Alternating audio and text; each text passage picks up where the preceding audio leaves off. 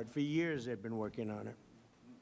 And I see Kevin's in the audience, and I just want to thank you. You were fantastic on television today. I actually want to keep you where you are, if you want to know the truth. Kevin Hassett is so good. I'm saying, wait a minute. If I move them, these Fed guys, certainly the one we have now, they don't talk much. I would lose you. It's a serious concern to me. So I just want to say thank you very much. You've done incredible. We don't want to lose him, Susie. But we'll see how it all works out, okay? Thank you, Kevin. Great job. And thank you for all being here as we discuss the largest investment in rural health care in American history. This is the big one. We're delighted to be joined by many incredible members of the healthcare community, including doctors, nurses, and pharmacists from all across America. We're also very happy to have with us some very talented people. A man who is really good at this, extremely non-controversial, which is, I wanted somebody non-controversial. So I chose Robert F. Kennedy, Jr. to head the whole shebang up. And he also happens to be a great guy.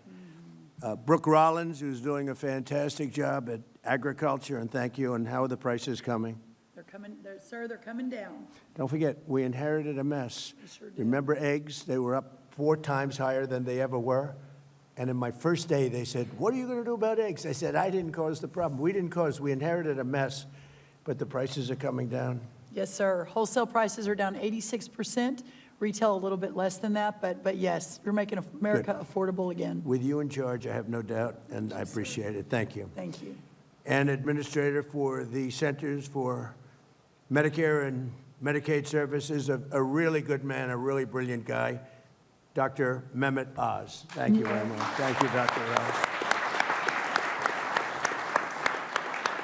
And thank you also to Governor Jim Pillen, Senator Dan Sullivan, and Representatives Rob Bresnahan, Mike Lawler, John McGuire, and Nick Begich. Thank you all for being here. Appreciate it very much.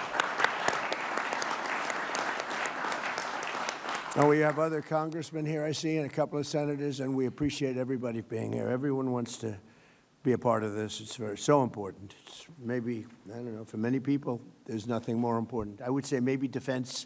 You know, we need defense, and we need offense, too, by the way. As part of the great, big, beautiful bill, we're increased, and we have increased funding for the health care by an unprecedented $50 billion. That's rural health care. Nobody thought that was going to happen, and we got it done. So we have rural health care for those that were trying to make a case that we weren't taking care of the rural community. I'm all about the rural community. We won the rural communities by numbers that nobody's ever won them before, and we're taking care of those great people. So we already did this. We increased funding for rural health care by an unprecedented, record-setting $50 billion over 5 years, which will benefit Americans in all 50 states.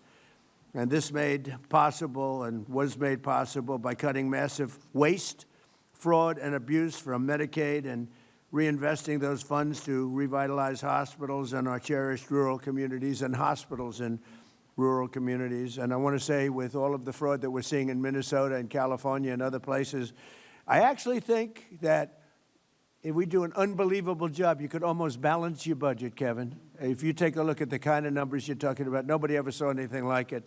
They're all corrupt politicians, from the governor of Minnesota to the governor of California to everybody. They're just corrupt politicians. And you're talking about hundreds of billions of dollars in fraud. Waste fraud and abuse, but in fraud, you're talking about hundreds of billions of dollars. Under the Unaffordable Care Act, which is Obamacare, it's called the unaffordable. It is unaffordable, remember that. Rural hospitals and communities were devastated by soaring costs, and that continues.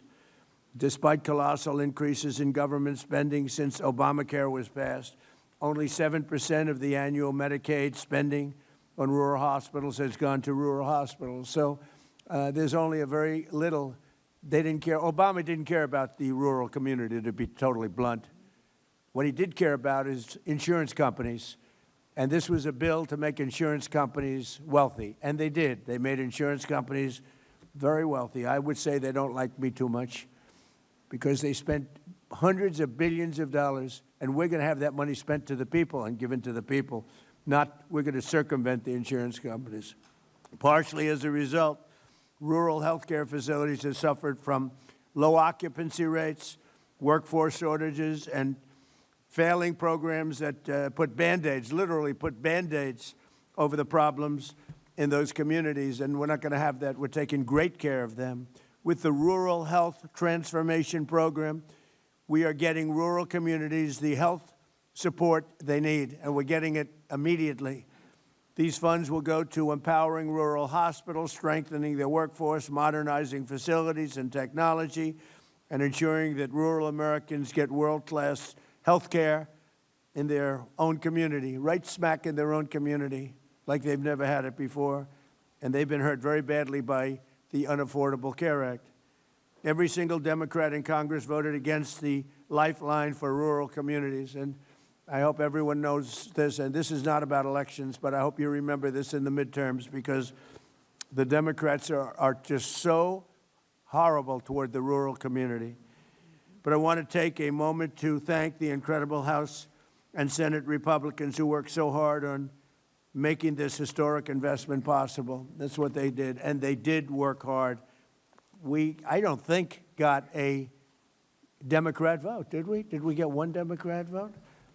We got all Republican votes. It was an amazing feat, and I want to thank Mike, our Speaker of the House, Mike Johnson, and John Thune for really doing a great job. It was tough. You know, we have small majorities, and I want to thank the congressmen that are here for doing, in particular, for working so hard and getting this done. Yesterday, I also announced our framework to lower health care prices for all Americans, including those in rural America.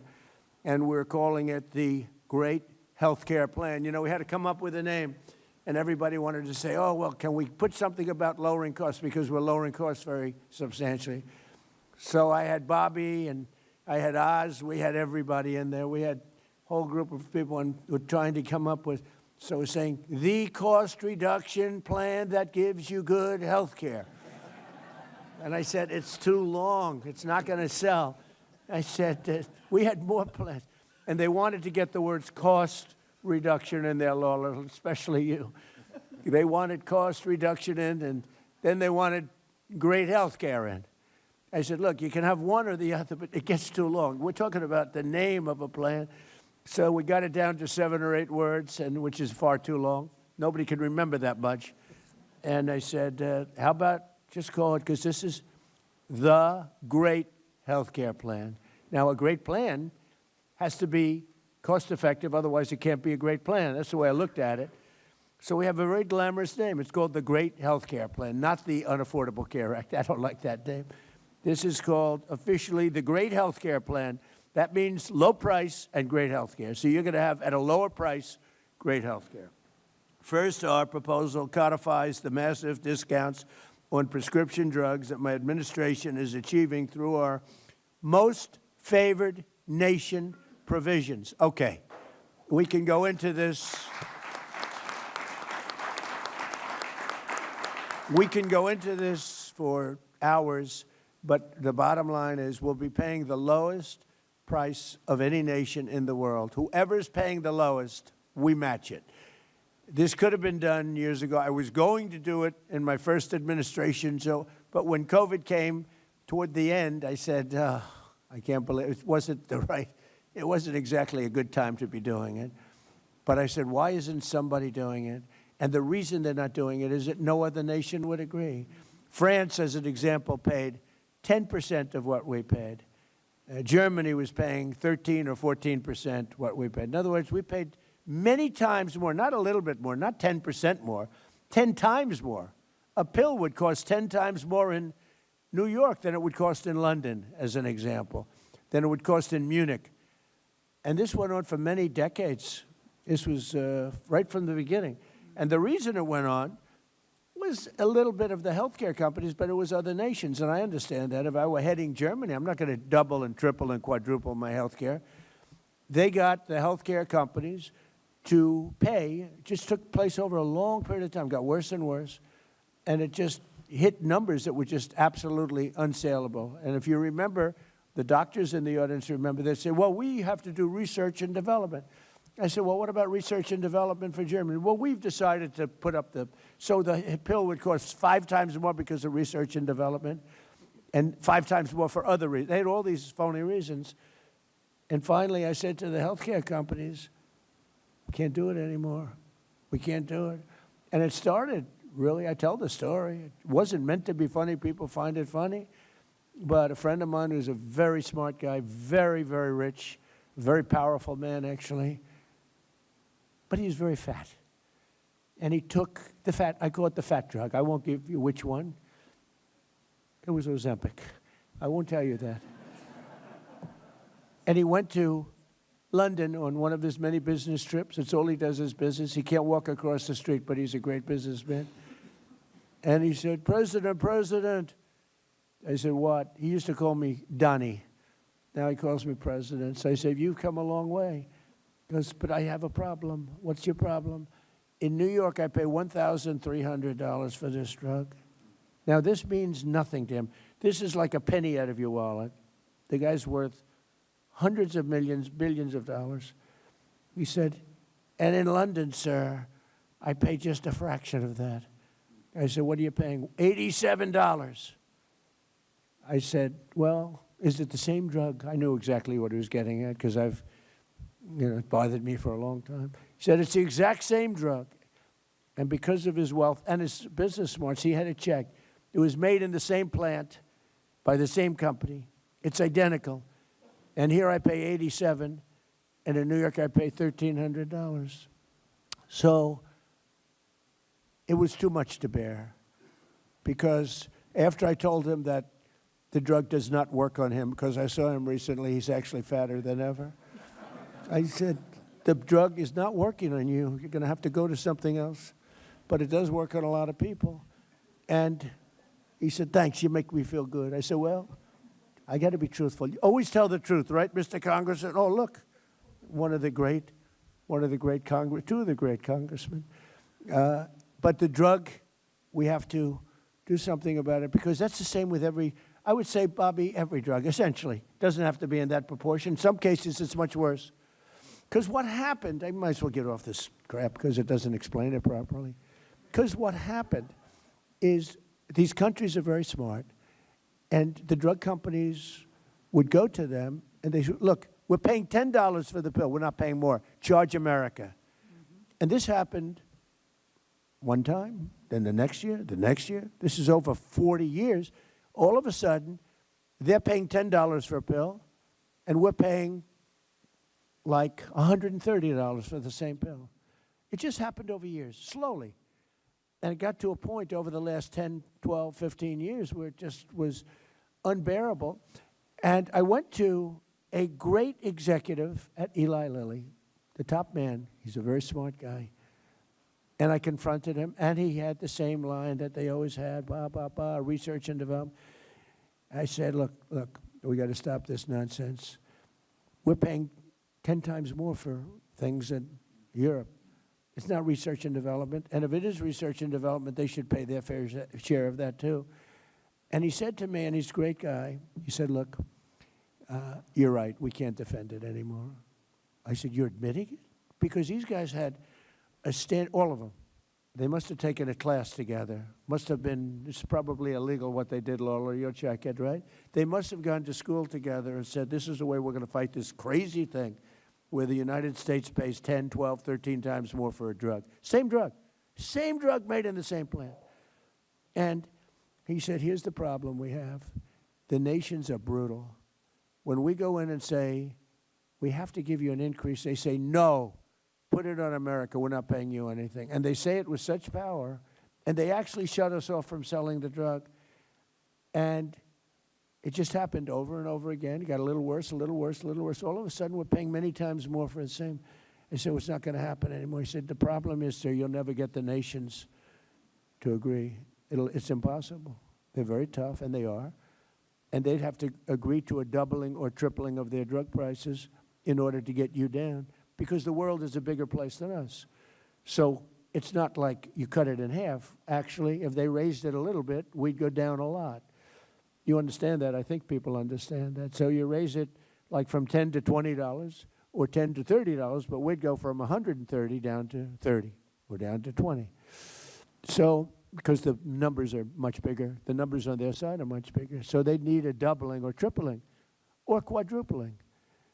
Now, if you're the head of France, the last thing you want to do is say, I'm going to quadruple the cost of a drug. And that's the way it is. But I said, I know, but it's not fair. And this is taking place. And the head of Eli Lilly, and I really mean it, an unbelievable executive, an unbelievable guy, one of the most successful companies, and who's, by the way, spending hundreds of billions of dollars right now. He's building, he told me the other day, he's building 6 major plants in the United States. You know why he's doing that? Because of tariffs. He's doing that because of tariffs. Without tariffs, he wouldn't be doing it. Nobody understood tariffs until I came along. Nobody understood, other than President McKinley. He understood them a long time ago. And because of him, we were the richest nation that we ever were at that period of time.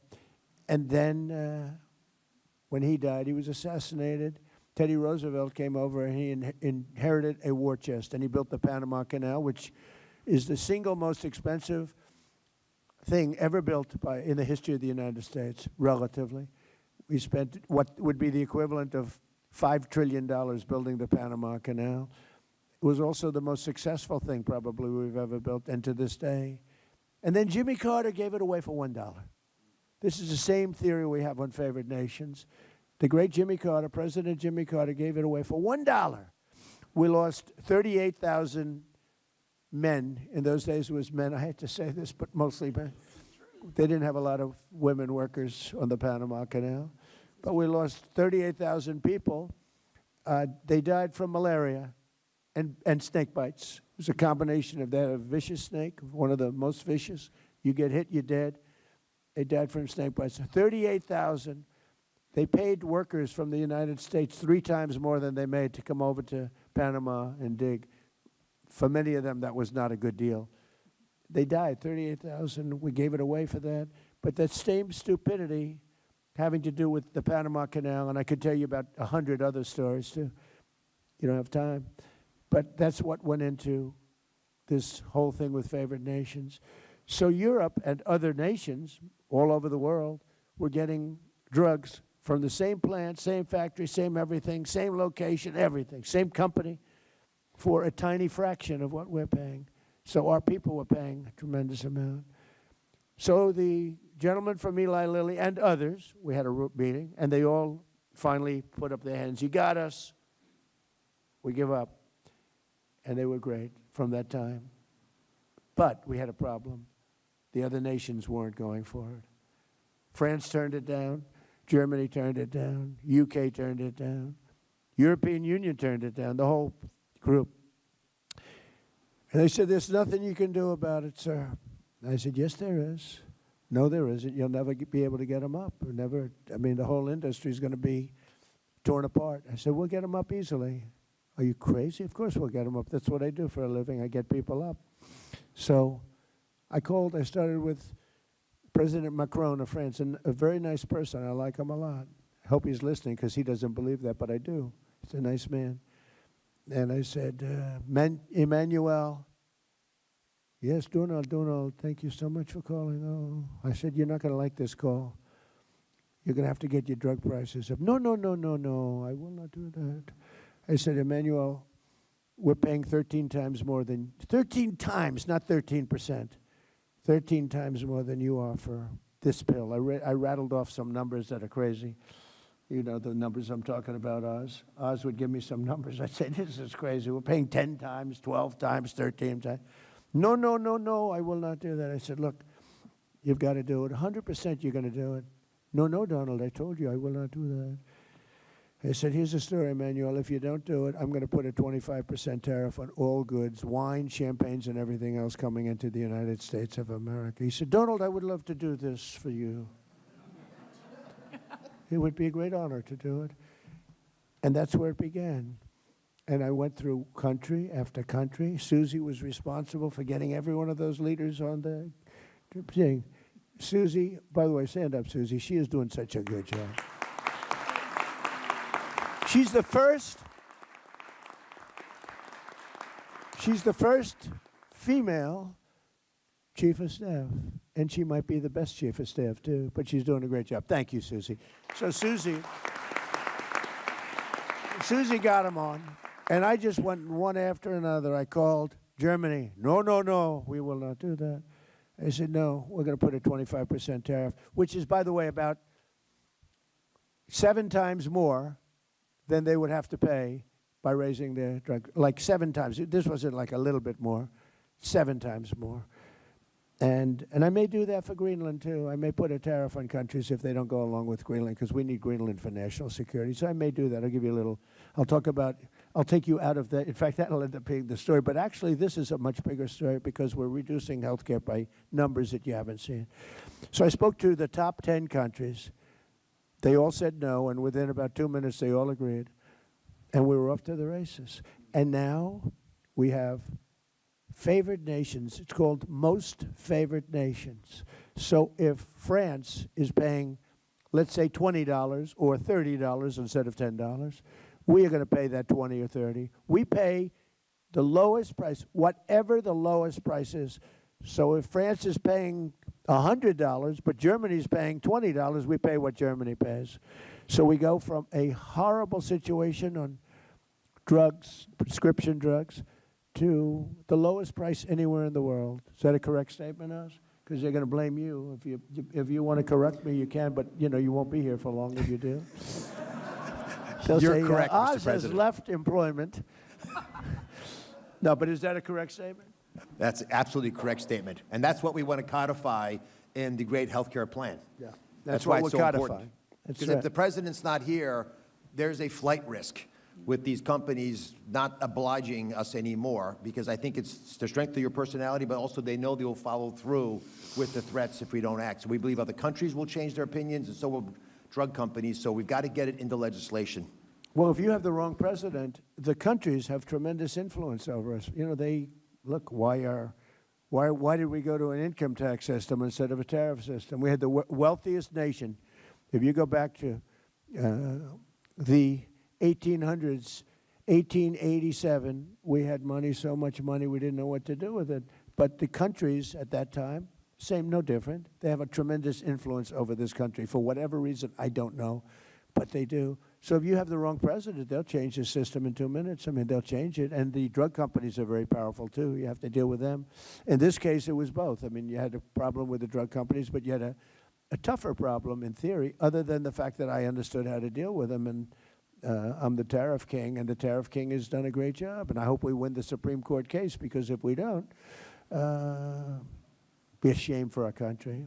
Be a shame. We have a great, safe, beautiful country now. We're doing better than we've ever done. We hit 42 stock market highs during the 11-month period that I've been here. There's never been anything like it. Stock market's hitting a new high again today.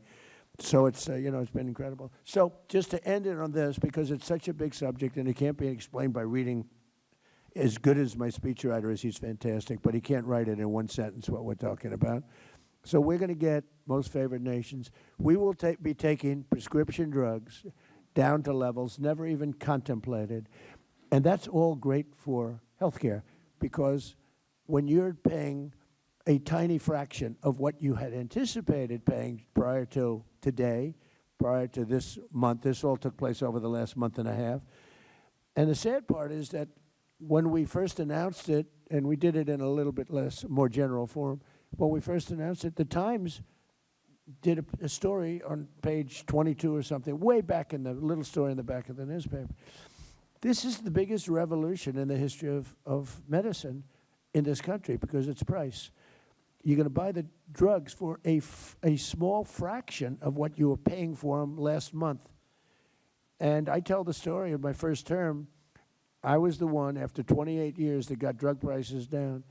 It was either 1/4 or 1/8 of 1%. I got them down for the year. First time in 28 years. I was so proud of myself, I called a news conference. I said, ladies and gentlemen, for the first time in 28 years, drug prices have gone down for the year. 1/8 of a point. In fact, I had a chart. It was the worst chart I've ever seen. It was a line that went from January to December, and it was dead straight. You had to get a little, like a carpenter uses to see. I said, this doesn't look good. It's not the greatest line, but I was proud of it because it did. It went down either a quarter of a point or an eighth of a point, tiny. And now think of what we're doing. We're bringing medicine down by many times. Nobody's ever seen. And there are two ways of calculating. You could say 1,000%, 2,000, or you could say 90% or 80%. The Democrats want you to say 90 or 80, but there are two ways of calculating it. You understand that, Dan? And we'll take either way. It doesn't matter. But we'll be paying a tiny fraction. So that's going to go into our plan. And what Oz said is very important. It's very important that whoever is in this office is, strong and intelligent. And if they're not, they could, it could be ended. But what we want to do is we want to have it codified, so it's very hard to change. And that's all part of the process. I think it's the greatest revolution because it's financial is, a big part of the drugs. And all of the doctors sitting there know exactly what I'm talking about. They have their patients in Europe, and they're saying, I can't believe it. I'm buying the same thing for, 15% of what I pay in New York or in Chicago. And they're all nodding their heads. That's right. That's not going to happen anymore. We pay now, just to end it, the lowest price in the world, whatever that is, that's what the United States of America will be paying. Isn't that an amazing, long story? I was going to say long, boring. It's not boring. To me, it's long and exciting. It's the biggest thing to happen to healthcare. I don't think there's anything we can do. We can do all of our different methods, but there's nothing we can do that can ever top what we do. And the press should treat it fairly instead of not writing about it, because they don't write about it because it's me. Primarily because it's me, but also because it's Republican. And they don't write about it, and they should be ashamed. But fortunately, the public understands it, and that's why we won the election in a landslide. So it's a great thing. Instead of Americans paying the highest drug prices anywhere in the world by far, by 10 times sometimes, will now pay the lowest cost paid by the lowest nation. So the lowest nation, whatever that is, I hope they negotiate a great deal. I hope somebody out there of all those nations is going to be a better negotiator than everybody else. And whatever they get, we get, Mike. Is that pretty good? Look at Mike. Even Laura, first time I've ever seen him smile. And next, our plan would reduce your insurance premiums by stopping government payoffs to big insurance companies and sending the money directly to the people. So instead of, and this started, and I'm not really a healthcare maven, but I was always a good businessman. It started, I'm reading the paper, and I see the money that the insurance companies were making from us on Obamacare.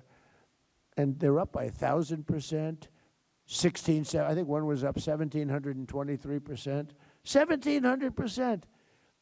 And it's because of the massive amount of money that's sent to them by the United States government. And I said, why don't we just send it directly to the people instead? And I made that statement. It was a common sense statement. I didn't check with anybody. I didn't even call Oz or anybody. It just made sense. I made a statement, and it went viral. Can you believe it? It was so popular. In other words, we cut out the insurance companies. They're making a fortune. And, they're good people. They're business people. I don't blame them. But we cut them out. We pay the money directly to the people. The people love it. I said it, I said it as a non-professional in that business. And I made the statement like all of a sudden it's like the biggest story, that one, the biggest story. And I get a call from Caroline, who's around here someplace. She said, sir, we're getting inundated. Margot called me too. Margot, you called me too. Margot, everyone knows Margot. She's been here from the beginning, right from the beginning. But she said, sir, both of them. They said, sir, we're being inundated by what? You made a statement about health care being paid directly to the people into health savings accounts or whatever you want, health care accounts. And I said, I did. What's the story? He said, it's crazy. It's blown up. People loved it. And so that's where we started. So Obamacare was designed to make insurance companies rich. It really was. I mean, maybe not knowingly at the time by Obama, because he didn't know much about this stuff. It was designed by other people in Congress that are total pros that are bought off by the insurance companies.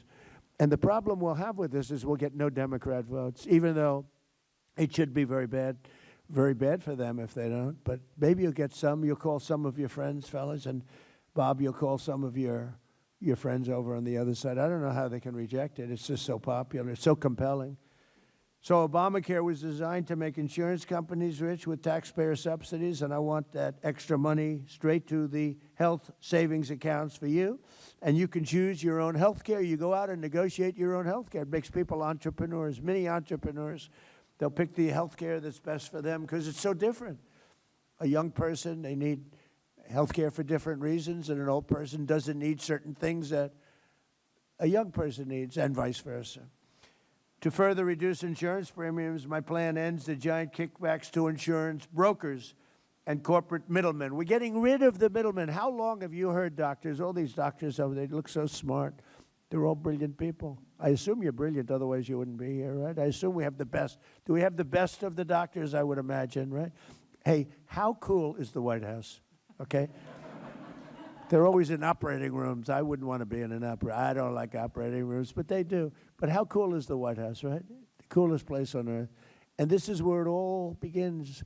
This is where we came up with a little concept about a place called Venezuela. How did that work out? And this is going to be the same thing in terms of its precision. Its importance is so big, it's going to work just like that. The one is Venezuela was so amazing, but I equate that to other things because we can do other things like that. It doesn't always have to be a Minnesota where everything is corrupt, where they have health care centers that nobody shows up and somebody's making millions of dollars, where they have daycare centers where there are no kids. It's a scam. It's a big scam. It's like a horrible thing. We have a country that was great. We have a country that's now great again. It's really come a long way. Make America Great Again is almost going to be obsolete because our country is very close to, you know, we were going to keep America great. We may have to switch to keep America great. But I don't know. There's something about MAGA. We should never change it. Susie said, don't change. We like MAGA. Everybody likes MAGA. So we want to make this precision, just like a Venezuela, just like the attack on the Iran nuclear weapons, which wiped that out, just like all of the other things we do, they're precision. We want to make it the opposite of Minnesota, California, and all these places that are so badly run. So to further reduce insurance premiums, my plan ends the giant kickbacks to those insurance brokers and corporate middlemen that you've been hearing about for so long. It also funds the so-called cost-sharing reduction program to bring down the cost of the most common plans on the exchanges by more than 15%. And next, the great health care plan mandates unprecedented accountability and transparency from insurance companies and all health care providers. We want transparency. You're not allowed to ask a doctor how much is it going to cost. You're going to have your heart ripped out, and you're not allowed to negotiate. This is a giant scam. It's, in certain ways, look, nothing can compare to most favored nations. But when you give yourself the right to negotiate, you're not allowed to even ask how much it costs. You're supposed to go into a hospital and get operated on. Then they send you a bill and you have to file for bankruptcy. I'm not going to let that happen. So we're going to have insurance companies and healthcare providers going to have great, and hospitals, great transparency. The word transparency is a very important word. So they can't get away with ripping you off any longer. It requires insurance companies to make it easy for you to compare plans. You've got to be able to compare plans. You can't do that now. You're not allowed to do that. It's not even believable. I'll tell you what. I used to sit before I was a politician home, and I used to say, how is that possible? Things happen that, I guess it's just the forces of nature, the forces of power, and you end up with very, very badly treated people, and they won't stand for it. But these forces are going to release an earthquake of reduced price health care. You're going to have massively reduced costs. This is no longer we're going to cut it by the famous 1/8 of a point. You're going to have massively reduced health care, and it's going to be massively better. You're going to have great health care at a much lower price, which is the two things. We want great health care and we want low price. You're going to have great health care at low price. Now you have terrible health care at a high price. You have horrible, horrible Obamacare health care. Like everything else he did, it was crap. It was a horrible plan. It was from day one and should have never been approved. It was a very sad night that night when there was a thumb raised. Most importantly, we'll require any hospital or insurer who accepts Medicare or Medicaid to prominently post all prices. You're going to post your prices at their place of business. Something they don't have to do, something they're not even allowed to do. We'll have the maximum price transparency, and the cost will come down just by that, not even talking about favored nations. The price will come down. So just in conclusion, I'm calling on Congress to pass this framework into law so that we can get immediate relief to the American people, including rural America, and I hope to get Democrat votes. They know, they saw it. I know a lot of Democrats. And they say that plan is unbelievable. Are you going to vote? Well, I'm going to try. They have tremendous pressure on them. Vote no. Vote no. We have a couple of Republicans. Massey, Thomas Massey, always votes no. He's like, something wrong with the guy. If you have any clinical psychiatrists in there, maybe go check out his mind. But he always votes no. He's a very bad person. He's a very bad Republican, bad American when you always vote no. Just vote no. Do you approve? No. You know, there's not a thing you can say to him either, Lawler. Look, Lawler wants to be nice. He likes to get along with everybody. I don't. But they vote no. But so I don't know. You know, you have some people, they're very, I call him Rand Paul Jr. Rand Paul always votes. I don't know why he votes no, but I guess he thinks it's good politics. I got him elected twice. If I didn't endorse him, he wouldn't have been elected. But he doesn't reciprocate, and I guess that's okay.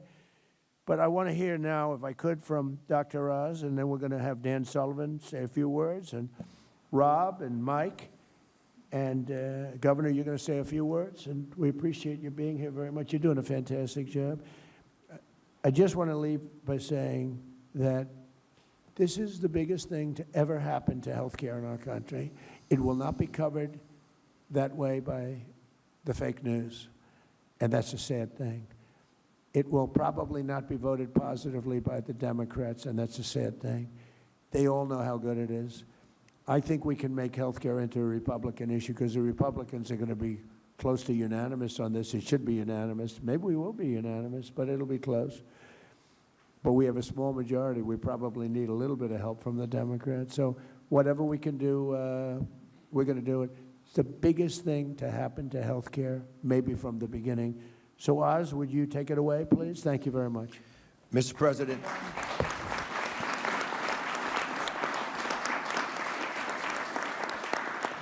Mr. President, thank you for standing up for American health care. And I just want to underline this fundamentally important issue. We need Congress to help craft the Great America Health Care Plan. And the Great Health Care Plan will work. It's a brilliantly conceived framework. And as it comes to the American people, they understand that they'll want it. And it should represent the analogous situation, similar to what you did so brilliantly last spring with the Working Families Tax Cut legislation that the President mentioned, has created the Rural Health Transformation Fund, which is why we're here today. I want to put a little bit of texture around why this is such an important issue, because the Rural Health Transformation Fund is the largest investment ever in American history in our rural communities. Yeah.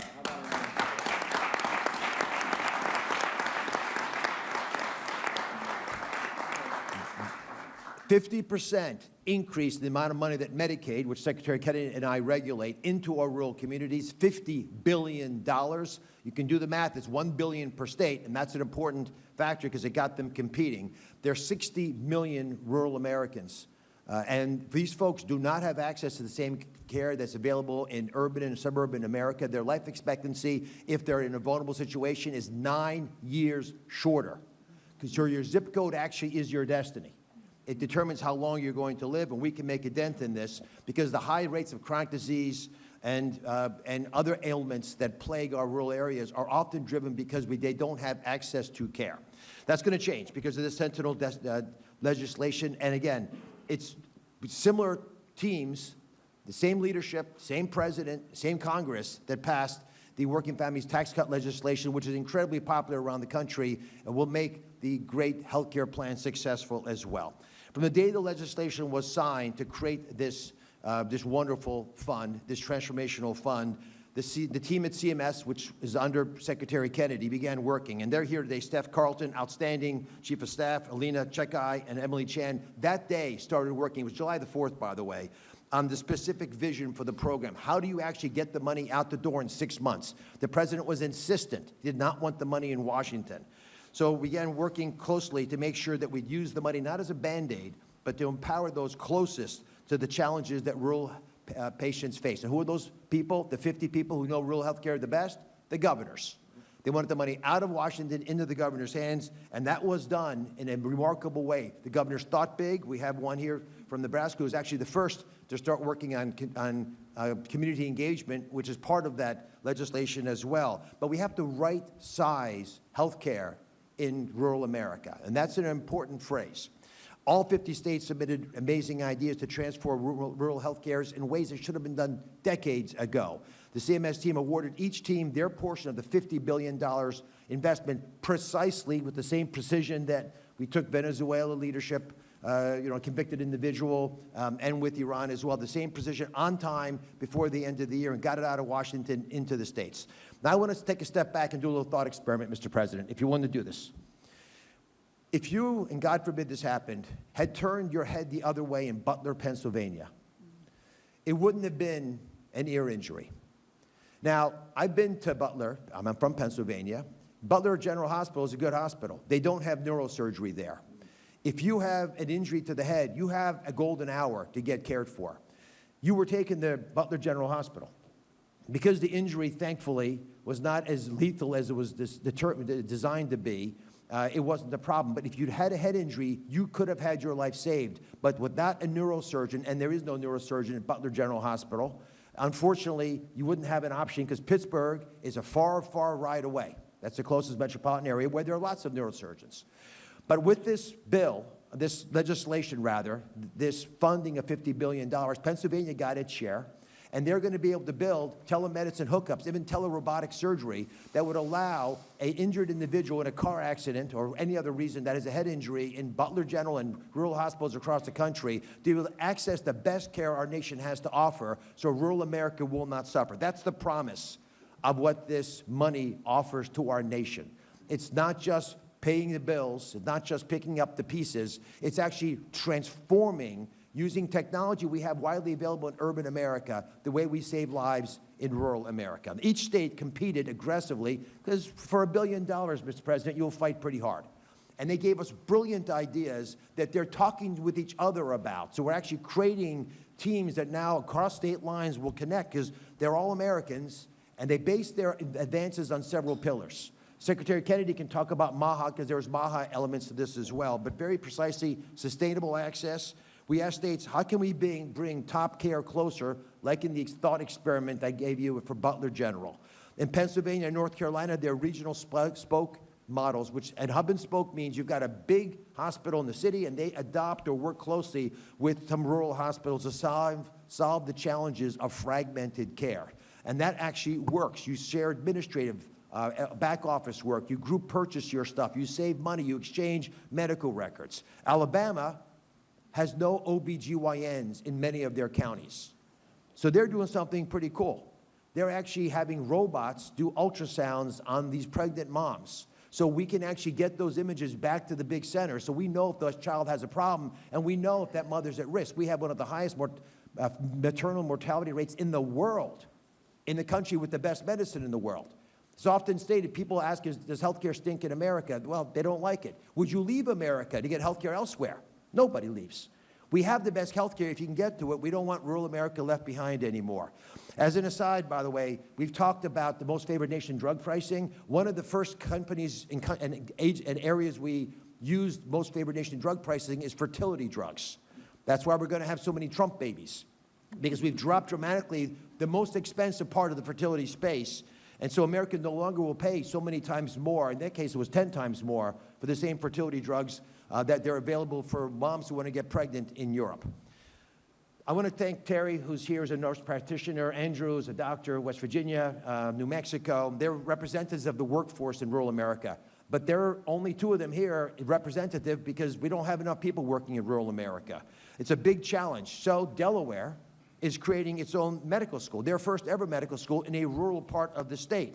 So that can get more local talent that will stay local in those parts of Delaware. Michigan is launching the high school to healthcare pipeline grant program. They want to take kids out of high school in Michigan, local rural communities, and get them into the system, get them trained as nurses, because they'll stay home because they're from those communities, and they'll save lives for decades there. These are the types of programs that can get our rural communities and economies up to high gear and keep it that way long after this 5-year funding is done. And finally, tech innovation. Rural communities would benefit the most from high-tech advances, like we just discussed, as possibly if there was a head trauma case. Many states want to partner with our CMS data interoperability network. It was created by Amy Gleason, who spearheaded so much of the technology transformation in our government. It's going to support the President's pledge to provide transparency that he mentioned as part of the great health care plan. And Congress can ensure these are all available for decades to come if we can get this legislation through. As in the tech innovation forefront, just to give you a couple examples, Texas and Hawaii are making targeted investments in statewide telehealth, so everybody has telehealth. The best doctors for the best knowledge available where you are. We'll meet you where you are. If you're a vet and depressed and you're thinking of taking your life, we'll be there. Just let us know you're in trouble and we'll help. Alaska wants to deploy, and I'm going to hand it to Senator Sullivan in a second, wants to deploy unmanned pharmaceutical distribution kiosks and drones that will deliver medications, because in the North Slope of Alaska, you can't get there this time of year. So these technologies, they exist. Why are we using them in Midtown Manhattan? We should use them in rural Alaska. This administration is committed to collaborating with all 50 states, all 50, red and blue, all 50 states, to carry out bold plans to tackle the challenges that local communities face. We're not pouring funds blindly, however, into a broken system. We're going to carefully, precisely, as the President said, target this investment. With healthcare fund running rampant, and I was in Minnesota this week, Mr. President, it's worse than we've heard, but Minnesota, pardon the pun, is just the tip of the iceberg. California is the varsity team when it comes to fraud, waste, and abuse. We're not going to let that happen. We want transparency for this $50 billion investment. We owe it to Capitol Hill, we owe it to this President, and we want accountability to be a top priority. For that reason, we've created an Office of Rural Health Transformation at CMS for long-term oversight. The office, led by Alina Check-Guide. Alina, again, was one of the people who helped create this program in the forefront, will guide, she was in the first administration, Mr. President. She's going to guide states in implementing their rural health transformation plans, coordinate all the federal and state partnerships, making sure there's appropriate oversight. In addition, every single state is going to have a dedicated project officer. We will be there with you. We're going to help you. Please engage us. You've got lots of lives at risk. It's a true state-federal partnership, unbelievable, extraordinary milestone for health care. Your zip code will no longer dictate whether you have excellent health care. Your zip code will no longer be your destiny. It's not going to dictate your life expectancy. Mr. President, I cannot thank you enough for the leadership that it took to get this $50 billion investment in rural health care. They don't make a lot of noise. They just want to get the job done. You stood up for them in Congress. God bless you for making this possible. Please do it again. Please do it again for the great health care plan. Let me hand it to Dan Sullivan, who's a spectacular member of the Senate, and obviously Alaska, they're pretty rural. Thank you, Dr. Oz.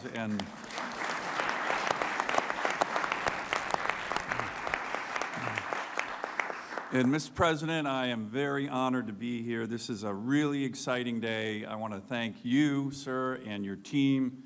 Worked really closely with Dr. Oz, Secretary Kennedy, many others. You know, this is a great example of how Congress, working closely with your administration, can achieve historic things. This is historic for our rural health care, certainly, in the Working Families Tax Cuts Act. You combine it with what you were talking about, sir, in terms of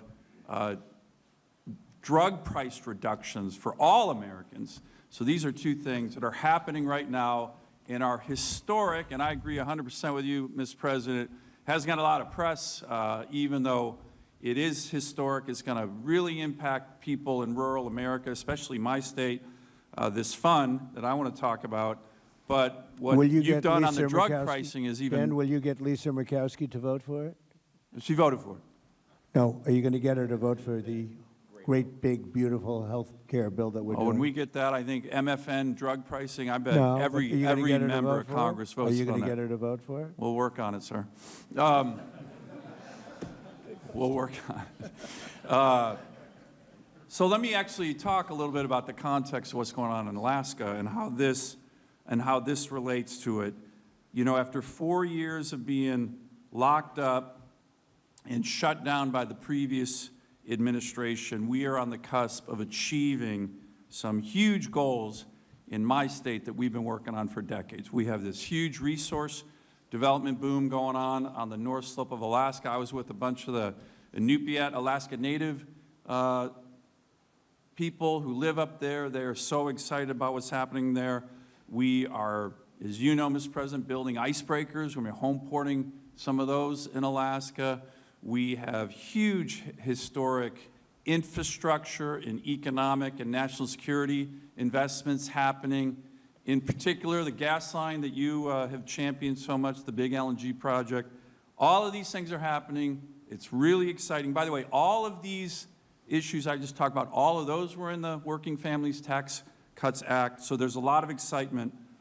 But, Mr. President, in addition to a strong economy, the thousands of jobs that these projects are going to have, we have to have a strong healthcare system in every state. And rural Alaska, as you mentioned, as Dr. Oz mentioned, has often, almost always been an afterthought when it comes to investing in healthcare in America. And that's not happening anymore after the Working Families Tax Cuts Act. As you said, Mr. President, as Dr. Oz said, this is the biggest investment in rural health care in American history. $50 billion, the award the great state of Alaska was able to get working with Dr. Oz, and the parameters of the bill was about $1.4 billion over 5 years to transform our health care system. So that's really exciting, but here's the big deal. This is not just about money. This bill isn't just about money. The reason it's so impactful is that it's focused on letting states and governors design the system that they need. Alaska has many unique healthcare challenges, Mr. President, as you know, but for decades, the mentality in Washington, D.C. is this approach to one size fits all. D.C. tells every state, here's how you have to do it, and it never works. It never works. It certainly doesn't work in my state. I'll just give you one example, the federal match on Medicaid. Our state typically has the lowest match in the country, even though we have the highest health care costs and highest delivery costs in the country. The one size fits all doesn't work. This bill is different. This bill that we wrote with your administration is all about allowing states to design a system that works for them with CMS guidance. And this will be a generational opportunity for every state to bring health care closer to home, to make it more responsive to the people who live in that state, and make it more affordable. I'll just end with this, Mr. President. Like I said, a lot of excitement. We got Governor Dunleavy, who sends his greetings, was hosting the stakeholders in Alaska who are going to be applying for these funds, working with CMS in our state. Over the last couple of days, we have over 300 people coming to these meetings on how to use this transformation fund to better health care in Alaska. And this is going to help my constituents, it's going to help every American, and it is really exciting. And I want to thank, again, you, Mr. President, and your team. Thank you, Dan. Thank you very much. Oh, thank you very much. We're going to have to go very fast. We're going to have to go we are way behind schedule, and I have a couple of meetings that are very important. Nothing more important than this, but let's go. Come on, Bob. Rob? Fire round. Please. Mr. President, thank you very much for having me here today. And I represent northeastern Pennsylvania. You're governor from Scranton, Pennsylvania, so never had the opportunity to meet. But I inherited a very similar problem. But before I was even sworn into office, I had two hospitals, Moses Taylor and Regional in Scranton, that were eminently facing closure. Right. And it's been, and working with Dr. Oz, Administrator Oz, and the CMS team has been absolutely incredible on so many levels. And thank you again for intervening and shepherding us through that process. But when you're looking at at Pennsylvania, we're going to receive over $193 million. In 5 years, it'll be over $1 billion for the Commonwealth of Pennsylvania. And when you think about northeastern Pennsylvania, clinics and regional hospitals, rural hospitals are the backbones of our communities. So making a targeted investment that is not just going to Band-Aid over poor operational procedures, it's going to actually transform rural healthcare. That's what we are so excited about. Pike County in my district is the largest growing county in the Commonwealth of Pennsylvania where there's not a hospital. The nearest commute to a hospital is over 55 minutes away. So these are going to be funds that will be so imperative. The unprecedented investment is going to be incredible, and thank you for having me up here and being a part of this journey. Thank you, Rob. Appreciate it. Thank you, Mr. President. This is a great opportunity to be here with you and your team. Dr. Oz has been a tremendous asset. The $50 billion commitment to rural health transformation is critical. New York State is going to see about $212 million in the first year, which is vital for workforce development, access to care, primary, behavioral, maternal, emergency, telemedicine, et cetera.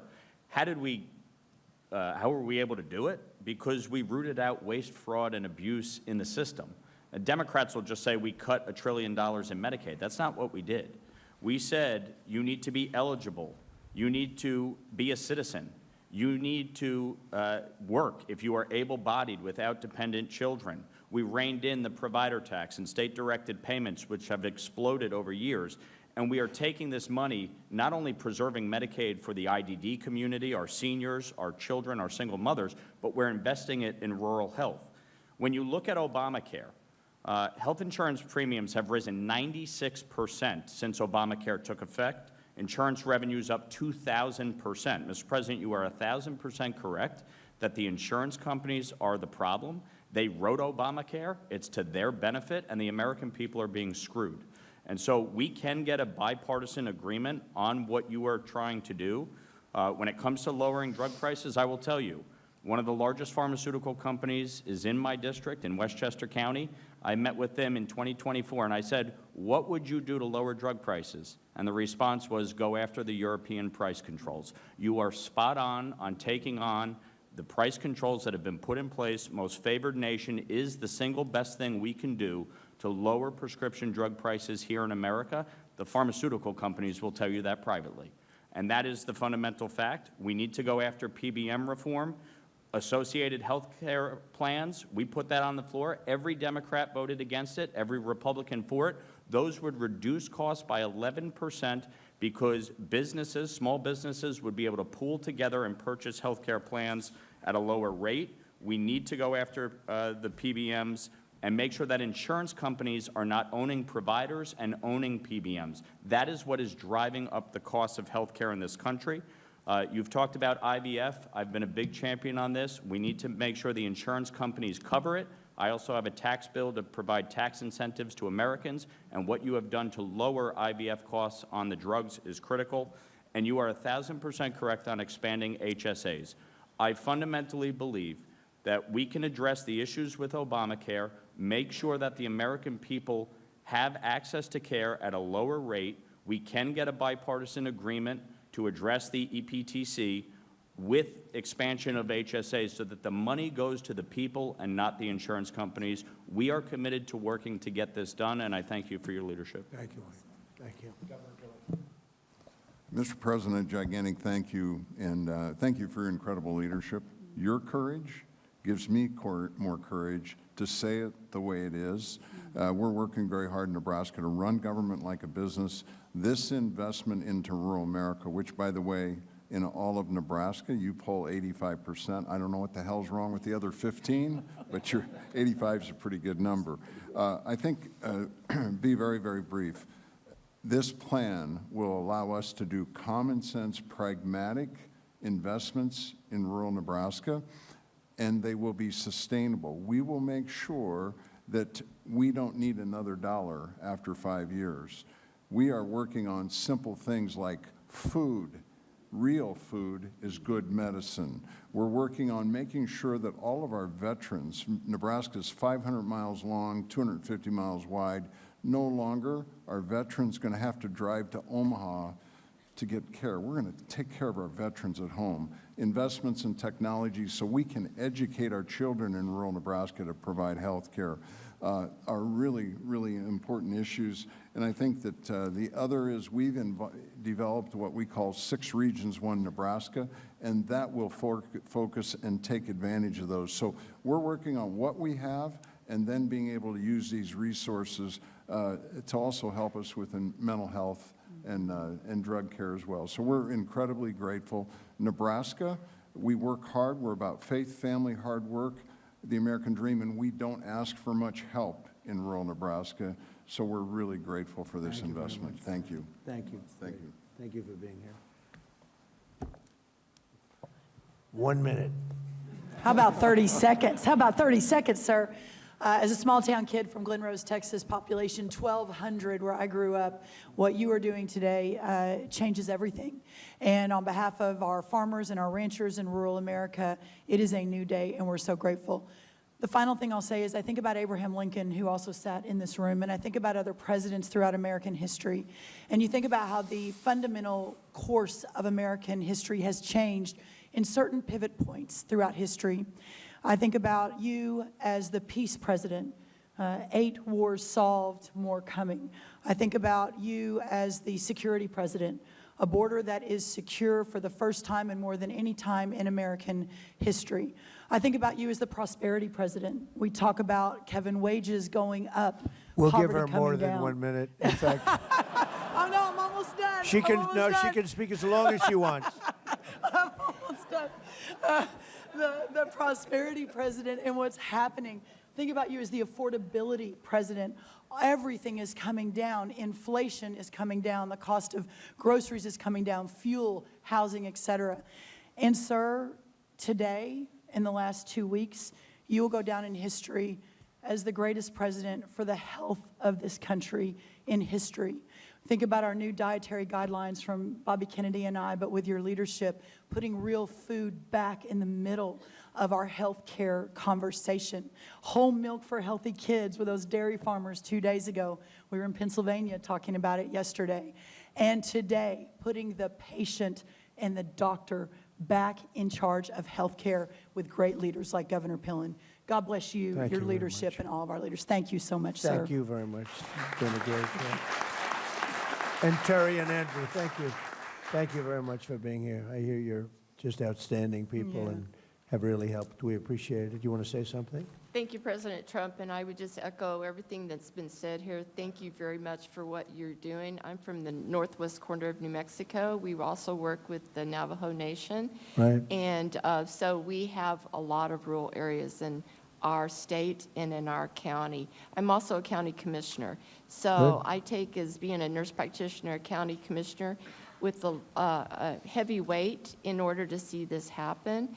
And it will help produce accessibility, which is a huge thing. People have to drive for miles in order to see a health care provider, workforce, quality care, and sustainability for our hospitals. That's what we're looking at. We meet next week in Santa Fe with our legislators. And so we're going to be addressing the licensure compact as well. And they've got to clean up their elections in New Mexico. We're working. Because those elections are so corrupt, it's incredible. If they Okay. clean it up, we win by a lot, but they are really corrupt elections. So I think if you want to do this, you have to tell them to start working on that. It's unbelievably one of the more corrupt states in terms of that. But you uncorrupted, so I appreciate you being Well, here. the Terry. northwest corner loves you. I know, I know. Thank you. I know we have great love in New Mexico, but it's the elections are so corrupt, not much you can do about it. We have that with numerous states. Thank you very much. Andrew, thank you very much. You have anything to say? Mr. President, thank you for having me here today. It's an honor to be here to represent my community. I'm from Northwest Georgia, grew up in West Virginia. To represent my colleagues and my profession, it's truly an honor. This is so important to our patients, to put the physician and the patient back together and take everything else out of the middle. I practice in cardiology. Having efficient, effective, high-quality care is so important. And time is of the essence, and patients need to be able to have close proximity to their doctors to get the care that they deserve. Quality of care shouldn't matter about the zip code. We should be able to do what we are best at and take care of our patients on an equal playing field, and this certainly helps that. I greatly appreciate all that you've done for the American people. You are an inspiration to us. You make us believe no problem is too big to solve. I mean, you are a representative of that. And I thank you for your leadership. Thank you for this opportunity to be here. And thank you for putting healthcare at the forefront. It's so important to every patient and every family that we take care of.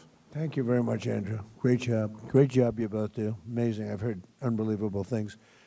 And doctors in particular, thank you very much for being here. We very much appreciate it. Thank you, everybody. It's a big story. Thank you.